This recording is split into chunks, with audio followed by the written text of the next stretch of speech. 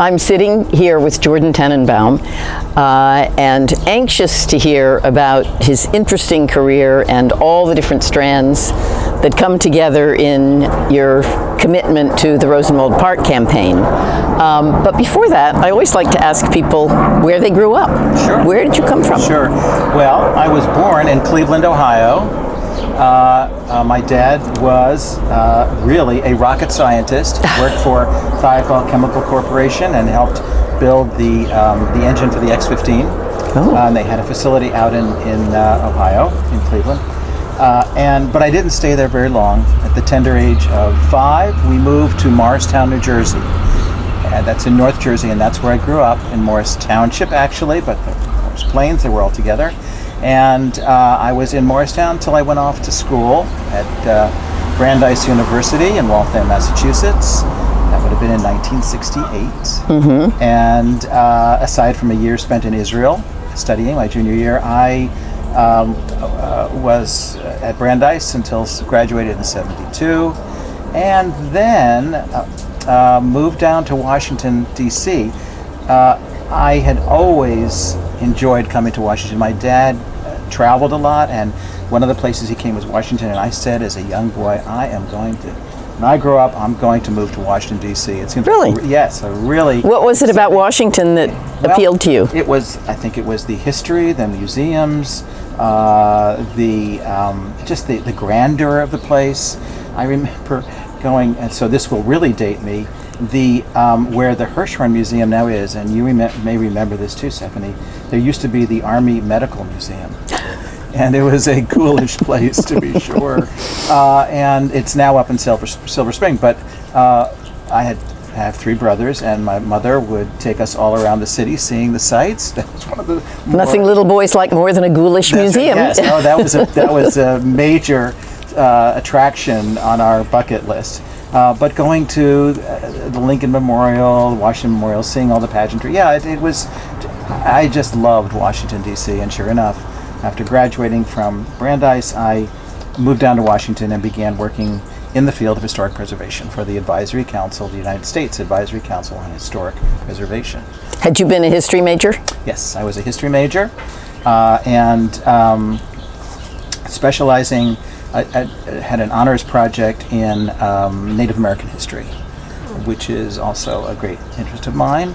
And then while I was in Israel, I did a paper on the history of the then State of Israel, Arab-Israeli interactions, which are always in the news in some fashion. So yes, I was a history major, definitely, yep.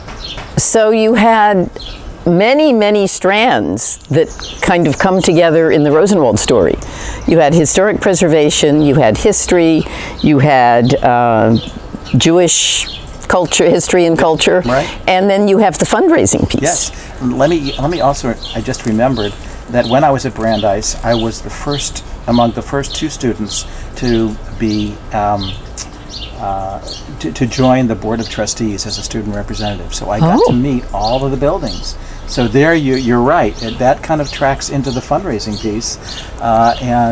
So it was great. I went to Palm Beach. I would go to Palm Springs, anything with a palm in it. For board meetings, you mean? For board meetings, and then I would be usually spend some time with the women's committee or the alumni, talking to them about how passionate I was about my education at Brandeis University. Yeah. So how did you learn about Rosenwald? When did this story come to your attention? I think I learned about Rosenwald when I had lunch with Dorothy Cantor, who is our fearless leader, and Bob Stanton, who was, at that time, I was on the Advisory Council on Historic Preservation as a member, and Bob suggested that this might be something that would interest me, and I think that's really the first time that as I recall, that I learned about Julius Rosenwald. So it's interesting that Rosenwald, who was so well known at the time of his death in 1932, it was front page news, and people knew the name Rosenwald, but now he's been forgotten. Yeah, I think one of the reasons might have been that as a donor, he didn't look, I don't think he sought recognition. He was recognized. His name was attached to schools, to projects. But unlike some of the donors that I deal with in my job, he was not a recognition hound. Right. And it was he was focused on the project and the impact of the project. And I think that's one of the reasons why people don't know about it. You probably know the story of the Museum of Science and Industry, which Rosenwald gave the founding gift. Yes. And I've seen the stationery that the Board of Trustees had made up that said Rosenwald Industrial Museum. That was the name they were going to give it. Huh. And Julius Rosenwald said, no, you're not going to name this museum after me. And it wasn't all modesty.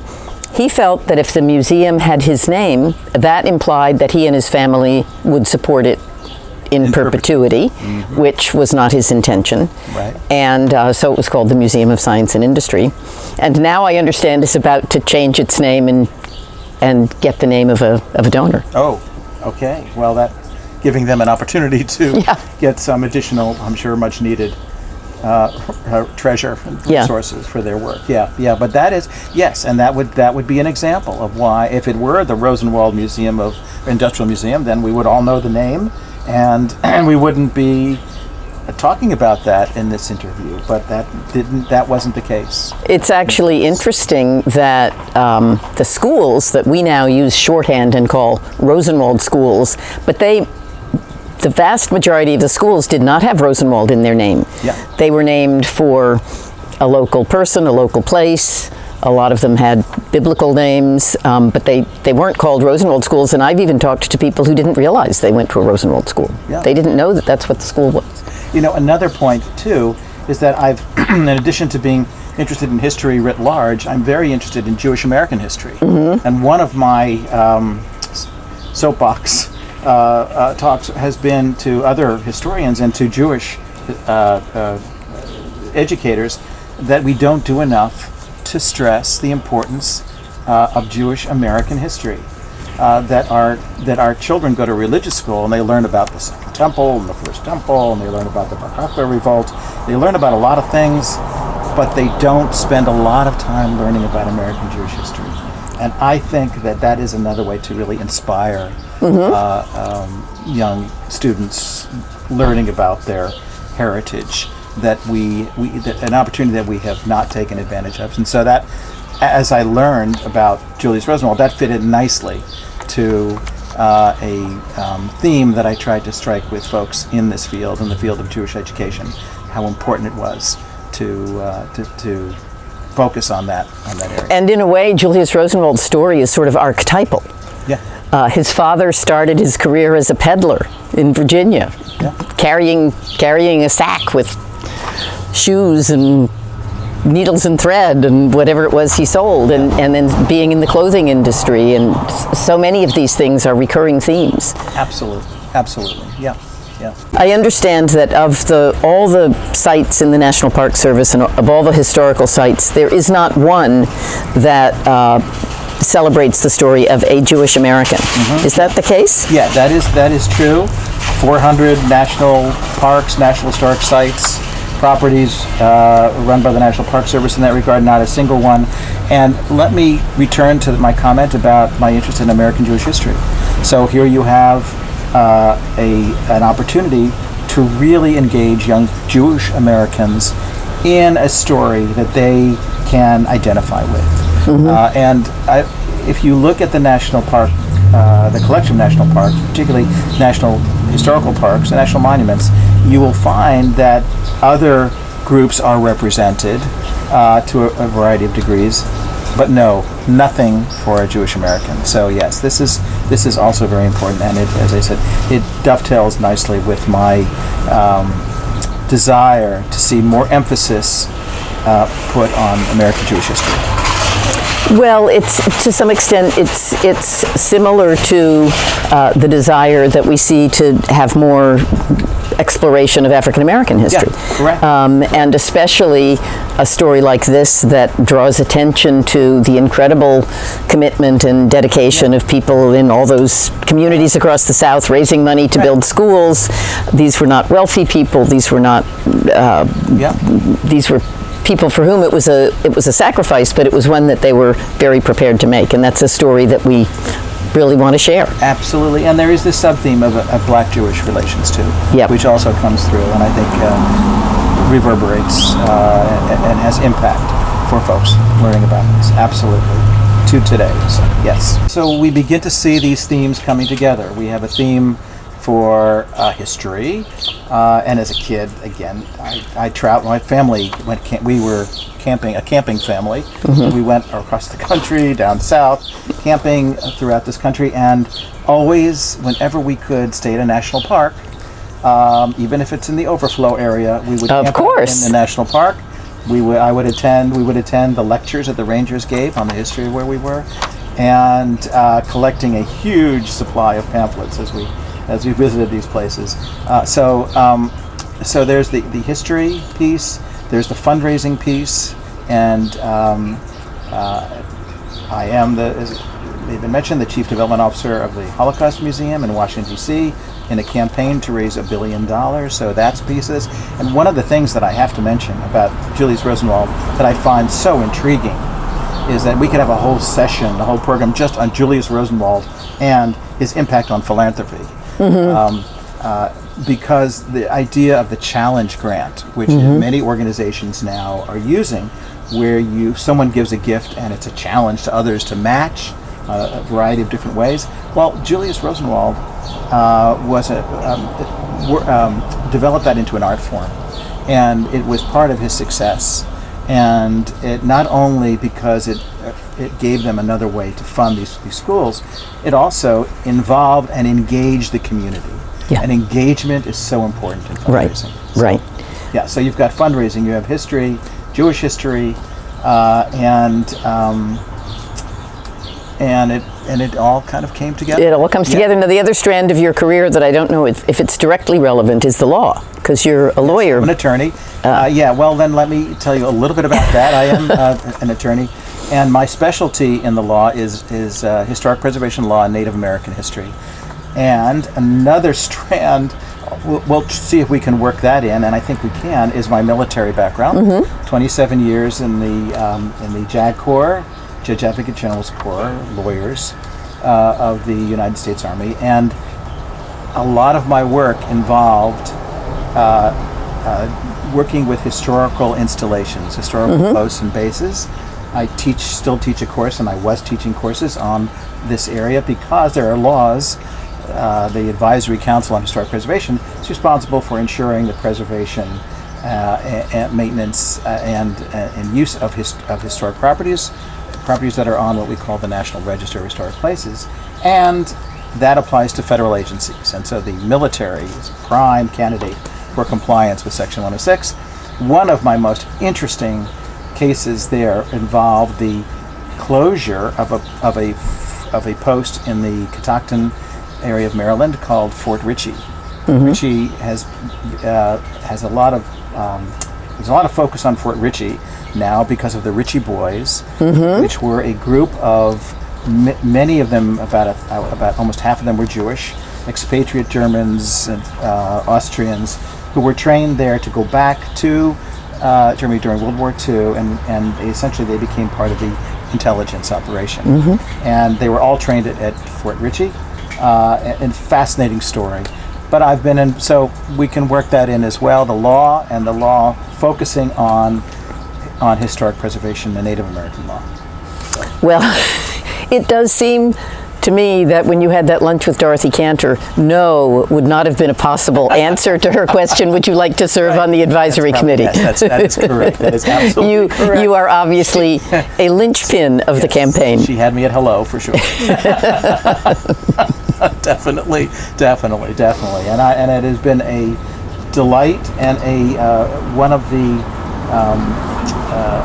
one of the organizations that whenever I get a chance to publicize what we're doing, and it's so exciting, isn't it, Stephanie? It's so exciting. It is. That we might actually create, and we believe that we will, and hopefully soon, a national star park honoring Julius Rosenwald. And I talk about it. It's important to me, and I've been able to convert a number of other folks to the cause, and hopefully once we get the park, we can then actively raise money, as I know we will. And in fact, people are now giving money even because of the idea, which tells you that this is marketable. This has legs. Absolutely. What's the most surprising thing about Rosenwald that you've learned? I think it has to be his, as I said, his emphasis on the challenge grant and the way in which he put this together. And I had no idea that there were 5,300 schools and other buildings and institutions that he supported. I had no idea at all. If you had asked me what a Rosenwald school was, even though where I live in Fairfax County, I'm probably less than a mile away from where there was a Rosenwald school and where there is now a sign about the no longer extant Rosenwald school. I probably drove by it and really didn't think anything about it except Rosenwald, that sounds Jewish. But I knew nothing. So yes, so it's, I think that is the thing that resonates for me and that has the most impact. But the more I've read your wonderful book, thank you, it is just magnificent. And the more I've learned about Julius and the times he was living in and the impact of his work, the more I am excited by this and engaged in this very, very important work. You know, there's one other aspect of his philanthropy that we didn't talk about, which was unusual, which is part of the reason he's not well known, which is that his idea that a foundation should not go on in perpetuity, that it should sunset itself. Yes. And so Rosenwald's foundation was designed to close down within 25 years of his death, and so in 1948 they liquidated. Yeah, turned out the lights, and so there does not exist today a Rosenwald Foundation. So Jordan, there is a connection between the Holocaust Museum and the Rosenwald family. Yes, there is. What is that? Yeah, well, the family was able to know, how in the 30s things in Nazi Germany were deteriorating very quickly as far as the Jewish population was concerned, and the children of Julius Rosenwald were able to get out a large number, the majority of his family members, and all of the work that they did and all of the archives associated with that are at the United States Holocaust Museum in Washington, D.C.